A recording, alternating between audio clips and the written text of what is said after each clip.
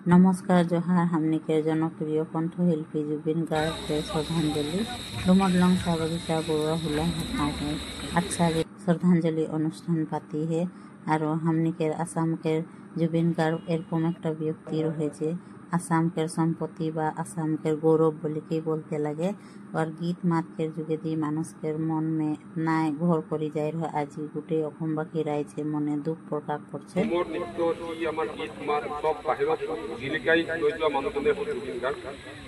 আমার আগত যিমানো গান গাইছে যিমান আর্টিস্ট ছিলে কিবা কৈছিলে কিন্তু জুবিনে বাহিৰত প্ৰচাৰ কৰিলে বা ওলাই লৈ গ'ল তাৰ কাৰণে তেখেতক এই শ্ৰদ্ধাঞ্জলি অনুষ্ঠানত আমি শ্ৰদ্ধাঞ্জলি জ্ঞাপন কৰিম আৰু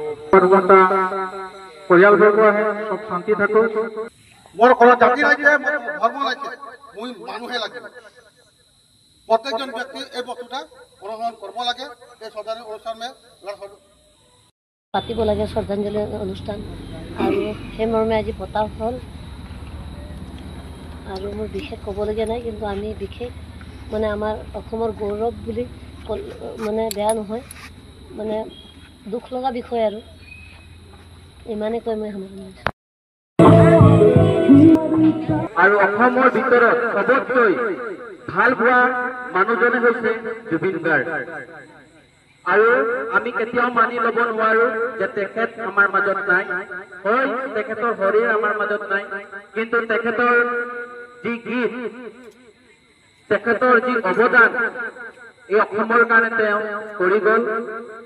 আৰু সেই তেখেতৰ গীত আৰু অৱদান আমাৰ হৃদয়ত চিৰদিনলৈকে থাকিব আৰু যুৱ প্ৰজন্মৰ হৃদয় জিকি লোৱা মানুহজনে হৈছে জুবিন গাৰ্গ মানে একটা কলাকৃষ্টি আহে বা আমাদের দিনে একটা মানে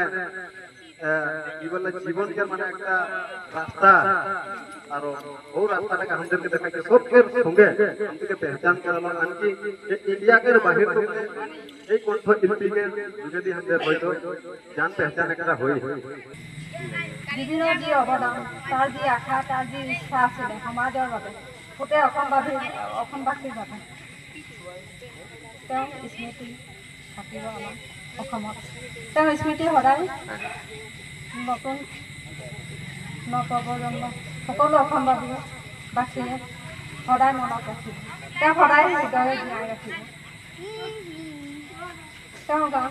সকলোৱে ভাল পায় তেওঁ ভাল পোৱা লাগে গোটেই পৃথিৱীতে গোটেই অসমবাসীয়ে গোটেই ভাৰত দেশত তেওঁ শ্ৰদ্ধাঞ্জলি অনুষ্ঠান পাতিছে সকলো বাগিচা আজি তেওঁ